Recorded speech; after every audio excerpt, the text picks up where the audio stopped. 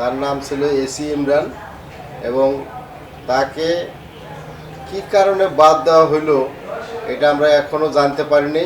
ICT থেকে তার নাম বাতিল করা হয়েছে। আমরা জানতে পারি যে তিনি একটা বাড়ি বিক্রি করছেন 3 কোটি টাকা, সেই টাকা তিনি বাণিজ্য করছেন, যার কারণে তার নামটা এখান থেকে বাদ দেওয়া হয়েছে। আবু সাঈদ আমাদের ভাইদের মধ্যে সবার ছোট এবং তাকে আমরা খুব স্নেহ করতাম এবং আদর করতাম। সে একজন নরম মনের মানুষ ছিল।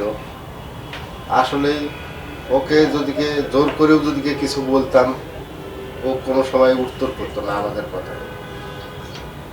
ও প্রথম 5-এ পরীক্ষা দিয়ে যখন বৃত্তি পাইল, বৃত্তি পাওয়ার পর বাড়িতে বাবার সাথে আমি কথা বলি যে আমরা তো একদম গরিব, তারপরেও যদিকে এইরকম অন্য কোনো ঘরের সন্তান যদিকে বৃত্তি পাইতো, তার বাড়িতে হয়তো গরু জবাই হইতো বা ছাগল জবাই হইতো, তারা একটা দোয়া করে দিত, খতম করে দিত এবং মাস্টারদেরকে সবাইকে দাওয়াত করে খাওয়াইতো। হ্যাঁ, আমরা গরিব বলে কি আমরা মাস্টারদেরকে একটু মিষ্টি মুখোকি করাবো না? তাই আমরা তাৎক্ষণিক সময় আবু সাঈদ সহ বাবা সহ আমরা ওই স্কুলে মিষ্টি নিয়ে যাই এবং ওই শিক্ষক যেনারা ছিলেন আমারও শিক্ষক, আমি ওইখানে লেখাপড়া করছি। তো ওই দিন মানে আমাদের একটা সম্মান অন্যরকম। মাস্টাররা চেয়ার ছাড়ে দিল আমাদেরকে, বসো আজকে তোমাদের এই চেয়ার, তোমার ভাই বৃত্তি পেয়েছে, আমাদের স্কুলের সম্মানকে বাড়িয়ে দিয়েছে। আজকে শুধু তোমাদেরই গর্ব নয়, আমাদেরও গর্ব। এই যে একটা ভালোবাসা বুক ভরে গেল, এই ভালোবাসাকে কেন্দ্র করে বাড়িতে এসে বাবাকে বললাম যে আবু সাঈদের প্রতি কোনো প্রকার কোনো দিন কোনো কাজের প্রেশার দেওয়া যাবে না। ও যেহেতু ভালো মেধা আছে, ও লেখাপড়া করবো, আমরা তো কেউই তো লেখাপড়া করতে পারিনি। তখন থেকেও আর লেখাপড়ার যাত্রা শুরু এবং ও সব সময় ছোট ছোট বাচ্চা কাচ্চাদের সাথে খেলা করত। আর ওর বাম হাতে একটা বই থাকতো, ও খেলা করতে করতে আবার ফির বই মেলে দেখতো, আবার পড়তো, আবার ফিরে আবার খেলা করতো। তা আমার ছোট মেয়ে আছে, তো ওকে বলছিলাম যে একটু মাঝে মধ্যে বসে একটু পড়াই। একদিন আমি বাড়িতে আসে দেখি আমার মেয়েকে বলতেছে যে আমি যে কথাটা বলবো সেই কথাটা আগে বুঝবা, বুঝে তারপরে বলবা যে বুঝছি। যদি না বুঝে বলো তাহলে তোমারও সময়টা আমার লস এবং আমি যে শিখাইলাম আমারও সময়টা কিন্তু লস। তার যে কথা, তার যে সুর, এবং আমি দেখছি যে অনেক সময় ওই টিউশনি করাইতে গেলে ছোট ছোট বাচ্চা কাচ্চাদেরকে লাঠি দিয়ে, পেন্টি দিয়ে বা ব্যাট দিয়ে পিটাইতো বা কথা বলতো, সেরকম কোনো কিছু আমি ওর কোনোদিন লক্ষ্য করিনি।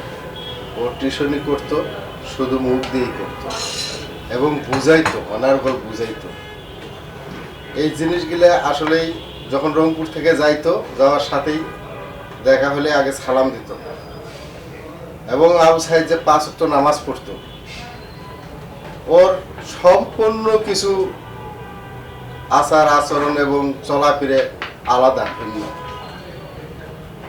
এটা আমাদের সবসময় আমরা মিস করি যে আবু সাঈদ আমাদের ভাইদের মধ্যে যে এত শৌখিন একজন ছিল এবং কি আমাদের বংশের একটা প্রদীপ ছিল আমাদের মনে হয়। তার কারণ আজকে আমরা তো ভাইয়েরা তো বিশ্ববিদ্যালয় পর্যন্ত লেখাপড়া করার মতো সুযোগ আমাদের কারো হয়নি। আজকে যদি আবু সাঈদ যদি থাকতো, আমার ছোট বোন সুমি বলছিল যে ভাই তুমি একটু বিসিএস করো, তো মায়ের সাথে বিসিএস করে। এই কথাগুলো যখন মনে উঠে তখন আসলে আমাদের বুক কান নাই এমনিতেই ফেটে যায়। আমরা এই দুঃখের কথা কার কাছে প্রকাশ করব, কার কাছে বলবো? আমাদের বলার মানুষ যে ছিল সে হারিয়ে গিয়েছে। এবং আমাদের আবু সাইদের বুকে যেরকম বুলেটের আঘাতে ছিদ্র ছিদ্র হয়ে গেছে, মনে হয় যে আবু সাইদ চলে যাওয়ার পরে আমাদের বুকগুলো এরকম ঝাঁঝরা হয়ে গেছে। পুলিশ আমাদেরকে চাপ দিয়েছিল, মানে যখন বিশ্ববিদ্যালয় থেকে নিয়ে যাওয়ার পর, মেডিকেলে নিয়ে যাওয়ার পর, ওইখান থেকে যখন নিয়ে আসার সময় যখন পুলিশ যখন তাকে ছিনিয়ে নেয়, এক পর্যায়ে তার তখন ওই সময় কোনো খোঁজ ছিল না। আমরা 4টা বাজে যখন পৌঁছি, আবু সাইদের মেসে পৌঁছি, ওইখান থেকে আমরা জানতে পারি যে মেডিকেল কলেজ হাসপাতালে রয়েছে। তারপরে আমরা মেডিকেল কলেজ হাসপাতালে যাই। যাওয়ার পরে যে আমাদের যে ভাই আমরা যে দেখব এরকমও সুযোগ আমাদের নাই, সেটার অনুমতি লাগবে। এবং অনুমতি নিয়ে আসার পরে আমরা দেখতে গেলাম। দেখতে যাওয়ার পরে বলল যে আপনারা কি চান, আমাদেরকে দিয়ে দেন, আমরা নিয়ে যা আমাদের গ্রামে আমরা তাকে দাফন করব এবং কবরস্থ করব। তখন বলল যে নিয়ে যাইতে হলে তো তাহলে তো একটা ছাড়পত্র করতে হবে। এই কথা বলে আমাদের কাছে সিগনেচার নেয়। সিগনেচার নেওয়ার পর যখন আমরা ওইখান থেকে বের হয়ে দেখি আবু সাইদের লাশ আর ওই জায়গায় নাই। এই যে 4 ঘন্টা গুম, মানে ওরা চাচ্ছিল এক প্রকার গুম করার জন্য। আজকে আমি ওই জন্য এনটিপিকে ধন্যবাদ জানাই যে এনটিপির লাইফটা যদি ওই রকমভাবে যদি না থাকতো, তাহলে ওই যে গুম করছিল ওই গুম করায় হয়তো শেষ হতো। যে সারা বাংলাদেশ নয়, সারা বিশ্বের মানুষ দেখছে এই লাইভটা, দেখার কারণেই হয়তো বা লাশটা আমরা ফিরে পেয়েছি। এবং বাসায় নিয়ে যাওয়ার পরে তখনকার যে ডিসি এবং ইউনো এবং ওসি এসপি যারা ছিল এবং স্থানীয় আওয়ামী লীগের কিছু নেতাকর্মী ছিল, তাদের যে পেশার রাত্রের ভিতরেই কবরস্থ করতে হবে। ওরা ভেকু নিয়ে আসবে, ভেকু দিয়ে কবর খুলবে। হ্যাঁ, এইরকম খুব একটা চাপ আমাদের উপরে। চাপে লাস্টে আমরা রাজি হইনি, বা আমরা বাধা ধরার কারণে হয়তো দিতে পারিনি। পরের দিন সকাল 7টায় তার জানাজা করার কথা ছিল এবং সেটাকে আমরা 9টা বাজে প্রচার দিয়েছিলাম। সেই কারণে আবার পরের দিন আসি, আবার আমাদের প্রতি চাপ এবং প্রেশার। কেন দিল, কে দিল, এই ওয়াটারকে দিল কে? আমি বললাম যে আমি দিছি। কেন দিলা? কালকে তো তোমাদের সাথে তো কথা হলো। আমি বললাম যে ভাই তো মারা গেছে আমাদের, কখন মাটি দেবো, কি করব, কখন আমাদের আত্মীয় স্বজন কত দূর আছে, কখন আসবে, সেটা তো আমরাই জানি। এই ডিসিশন তো আপনাদের কাছে নেব না। তখন যে ওই আওয়ামী লীগের যারা নেতা ছিল তারা বলল যে 3 লাইন বেশি বুঝো না। হ্যাঁ, 3 লাইন বেশি বুঝো না, যখন বিপদ হবে তখন কি হবে? আমি বললাম কিসের বিপদ? ভাই মারা গেছে আমাদের, কবরস্থ করব আমরা, কখন করব, আমাদের আত্মীয় স্বজন সব আসবে তারপরে করব। তারপরে আবার কামিল মাদ্রাসায় মাঠে আমরা জানাজার ব্যবস্থা করব, ওইখানে করা যাবে না। বিভিন্নভাবে আমাদের প্রতি খুব প্রেশার এবং খুব চাপের মুখে আমরা লাস্ট পর্যন্ত সক্ষম হয়েছি যে আমাদের জানাজার কাজ সম্পূর্ণ করছি কামিল মাদ্রাসা মাঠে। ওইখান থেকে আসার পরে যে কবরস্থ হয়েছে, কবরস্থ করার পরে যে মুনাজাত করে, সেই মুনাজাতে শুধু আমার এলাকার এক ভাই মৌলানা, উনি বলছিল যে আল্লাহ যেন এই স্বৈরাচার সরকারের বিচার করে। এই কথা বলার কারণে তার আর বাসায় ঘুম পাড়া হয় না, সে বাসায় থাকতে পারে না। তাকে দিনে রাতে পুলিশ তার বাড়িতে হামলা করে। তার তো কোনো অপরাধ দেখিনি আমরা।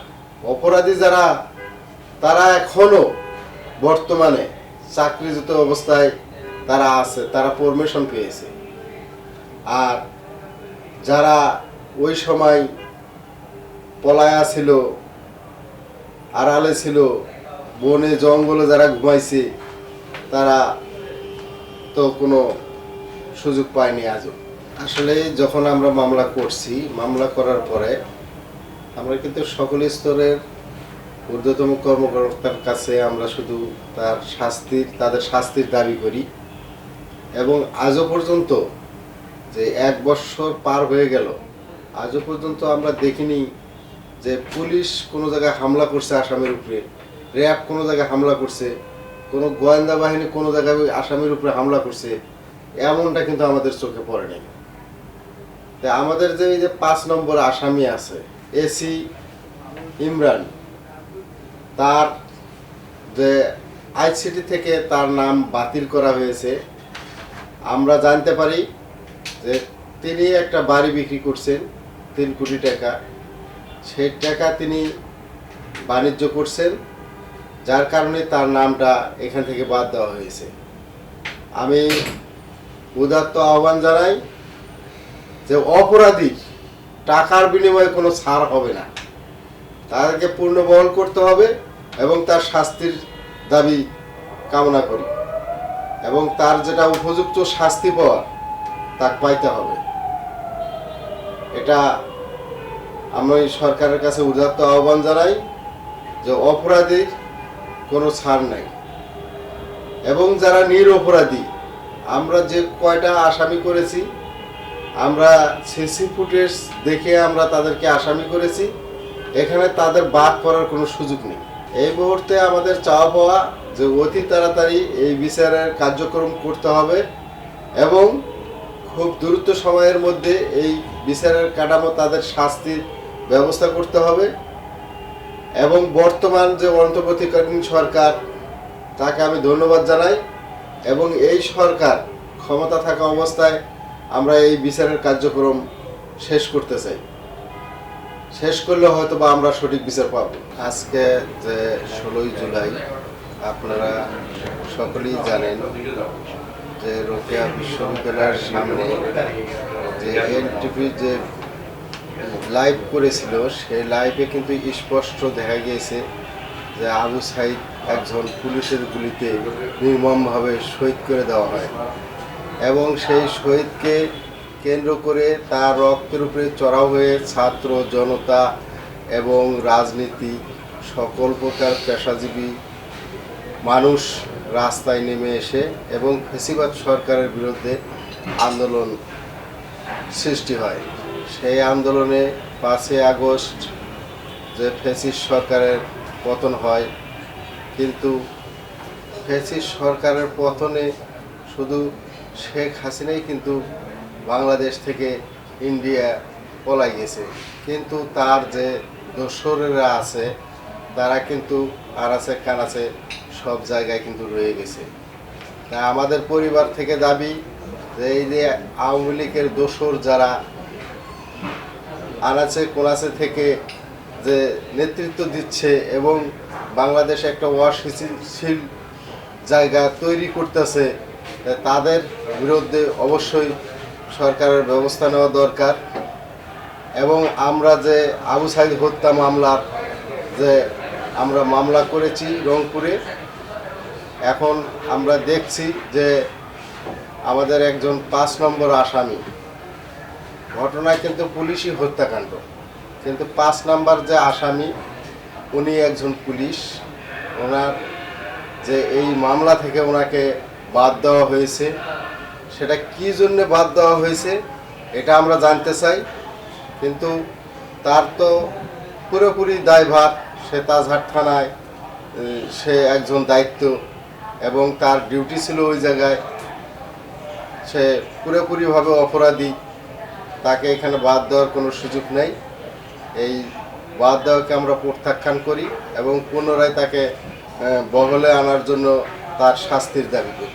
এসি ইমরান, তার নাম ছিল এসি ইমরান এবং তাকে কি কারণে বাদ দেওয়া হলো এটা আমরা এখনও জানতে পারিনি এবং আমরা এই বাদ দেওয়াকে আমরা প্রত্যাখ্যান করি এবং তাকে আসামি হিসেবে যুক্ত করার জন্য আমরা অনুরোধ জানাই এবং তার শাস্তির দাবি করি। না, এইরকম কোনো আমাদের উপরে চাপ আসেনি যে অমুক আসামিকে বাদ দেওয়ার জন্য আমাদের উপরে কোনো প্রেশার বা কোনো চাপ সেরকম কোনো কিছু আসেনি। কিন্তু আমরা এই এসি